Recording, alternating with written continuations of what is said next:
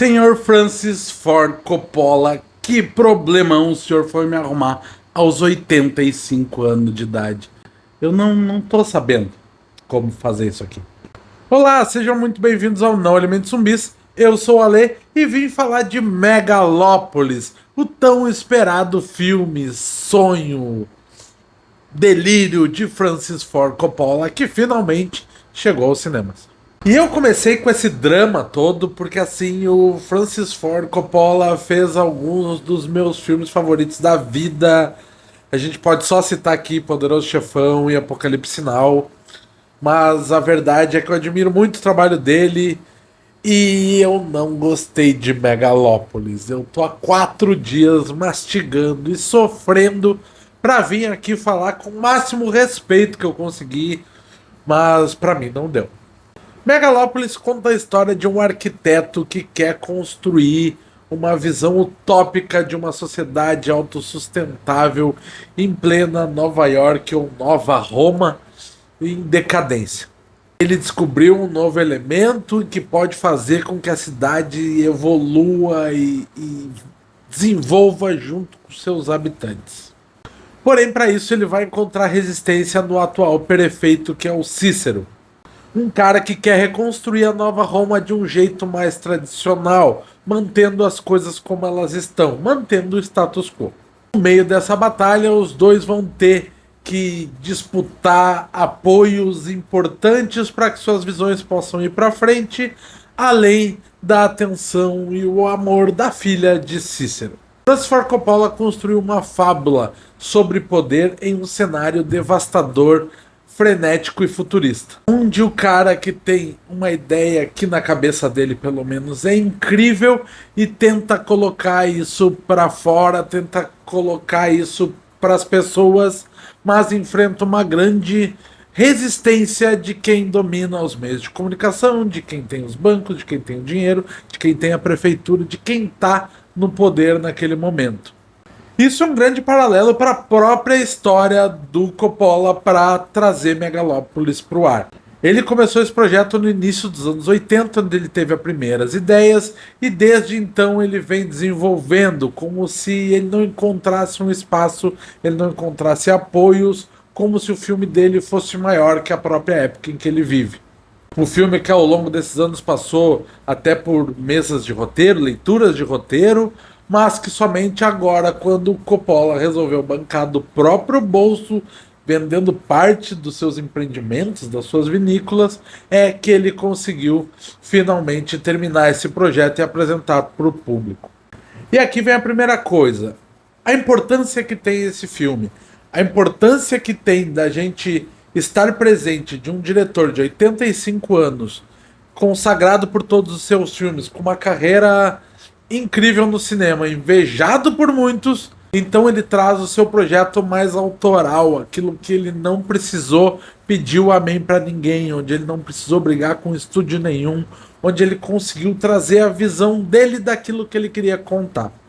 Então, em tempos que a gente tem hoje, onde, principalmente se falando em blockbuster, já que esse filme custou 140 milhões, 120, 140 milhões de dólares para ser feito, de filmes de grande orçamento, onde muitas vezes tudo é muito pasteurizado, tudo segue muito uma receita que pode estar vindo de um algoritmo, que pode estar vindo do que o público quer, que tem muita influência do resultado das redes sociais, principalmente, na pressão dos estúdios para vender alguma coisa. Vinha alguém com uma coisa tão pessoal, alguém como o Coppola, é importantíssimo.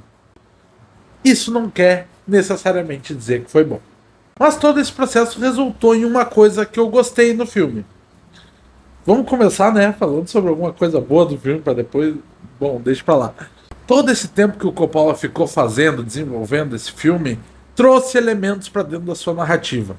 Coisas que ele leu, coisas que ele viu, a política, as transformações da sociedade. A gente consegue ver tudo isso dentro do filme. As influências teatrais, do próprio cinema, de dança, de luta, de tudo que tu possa imaginar estão dentro de Megalópolis. Ele é um grande... É um filme caótico. E ao mesmo tempo nos faz refletir como a nossa sociedade, por mais que a gente imagine que ela evoluiu, que ela andou para frente, eu acho que sim, realmente evoluiu, mas como esses passos são tão pequenos. O Coppola traz uma grande referência do Império Romano para essa cidade, a referência é bem explícita, e elementos dessa sociedade estão presentes na sociedade de hoje, nos anos 2000, dos 90, dos 80, em todo esse tempo que ele ficou desenvolvendo esse filme. Tem coisas que são comuns a todos os períodos. Então, por mais que a gente reflita que a sociedade realmente evoluiu, algumas coisas parecem que são cíclicas. Parece que a gente está discutindo a mesma coisa há séculos. E essa reflexão acabou ficando bastante comigo depois de Megalópolis. Mas a partir daí, as coisas começam a já não fazer muito sentido para mim. Visualmente, o filme tem muitas coisas interessantes, mostra que o Coppola realmente está fazendo uma coisa que ele gosta, tem a identidade dele, mas se descola um pouco da história e não fez com que eu acreditasse que esse mundo realmente possa existir. Quando a gente vê alguns outros filmes de mundos muito distópicos, como por exemplo Duna ou Blade Runner, tu consegue trazer elementos dessa sociedade, tu consegue trazer coisas daquele mundo que faz com que ele pareça crível, por mais fantástico que ele seja. Eu não consegui sentir isso na Nova Roma ou em Megalópolis. É tudo muito abstrato, é tudo muito teatral, a ponto de que essa cidade não se torne um elemento do filme, e eu acho que ele precisava ser. Parece que toda a construção da trama, do roteiro, afaste a gente da construção da cidade, do porquê que eles estão brigando. A própria personagem da Nathalie Emmanuel, quando ela tenta imaginar, ela fecha os olhos para enxergar aquela cidade como se ela fosse intocável. E isso para mim refletiu no filme. Eu não consigo sentir essa nova Roma. Isso reflete na rivalidade entre o Catalina, do Adam Driver, e o Cícero, do Giancarlo Esposito. São duas visões completamente diferentes e elas tinham que entrar em choque. E esse choque para mim é muito fraco, porque ele não funciona nem na estética da cidade e nem mesmo desse drama familiar que ele acaba construindo alguma coisa meio shakespeariana, porque afinal tem a filha do Cícero que acaba se interessando não só pelo Catalina, pelo personagem do Adam Driver, mas pela ideia de mundo do Adam Driver. Só que como essas ideias entram em choque muito vagamente, muito leve, isso acaba não fazendo com que eu queira me posicionar por algum dos dois lados, ou pelo menos entender os dois lados. Como esse choque não vem, a narrativa acaba se tornando muito longa e o filme parece muito maior do que ele realmente é. E ele já não é curto. Todas as cenas, principalmente de discussão entre eles, ou de alguma coisa que tu queira fazer esse contraponto, acabam vindo de cenas bem clichês, com citações de frases feitas, e que acaba não trazendo muita emoção e nem fazendo a gente comprar nenhuma dessas ideias. E no final das contas, o filme precisa que a história seja boa. E eu acho que independente da visão do Coppola para esse mundo, de tudo que ele construiu, acaba não funcionando porque a história cerne não é boa. Esse drama entre esses personagens, até mesmo as críticas políticas, sociais, em relação a poder, dinheiro, imprensa, tudo isso é muito sutil, é muito leve e acaba não indo a lugar nenhum. Os temas não são desenvolvidos e isso acaba refletindo na história. E, de novo, se a história não é boa, o filme acaba também não sendo tão bom. Acaba todo o conjunto não funcionando muito bem. E com toda essa história não funcionando, é normal que os protagonistas acabem tendo problemas também. O Adam Driver, particularmente, eu não gosto quando eles fazem esses personagens muito carregados, como o próprio Catalina, como em Kazaguchi ou como o nosso querido Kylo Ren. E veja só, Coppola, mais uma vez, além de falar mal do teu filme, tu tá me fazendo falar mal de Star Wars aqui.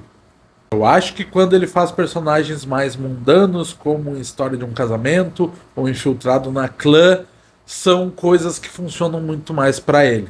Ele consegue fazer com que eu acredite mais no que ele está passando. A Nathalie Emmanuel embarca nesse exagero, tem algumas cenas bem forçadas dela, e o Giancarlo Esposito está sendo mais um dos milhões de vilões que ele já fez. É no elenco de coadjuvantes que eu acho dois destaques que eu gostei bastante dos personagens, que é a Aubrey Plaza e o Shia LaBeouf. Os dois são personagens que têm alguma coisa para dizer, que têm objetivos bem concretos e que usam os mecanismos que o filme vai dando para chegar nesses objetivos. Se tornam personagens importantes dentro da trama, mesmo que talvez não fossem tanto assim. Por fim, Megalópolis acaba se tornando a grande visão megalomaníaca de um grande diretor. Como eu disse, ele reflete muito o personagem que ele criou. É uma visão de alguma coisa muito pessoal e que poderia ser muito boa se tivesse uma história boa para contar, e Megalópolis não tem.